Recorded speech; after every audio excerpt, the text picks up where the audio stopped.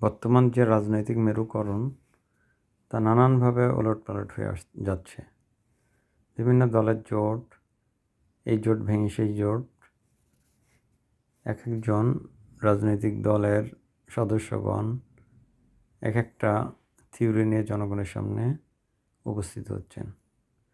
কিন্তু মোদ্দা কথা হলো, আমরা এই রাজনৈতিক জোটের দ্বারা কতটুকু উপকৃত হব?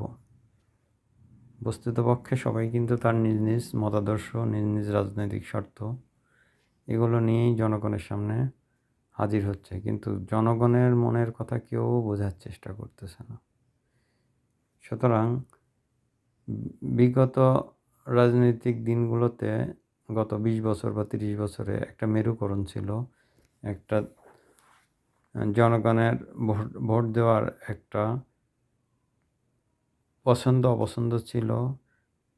বাট বর্তমানে জনগণ নিতান্তই হতাশ।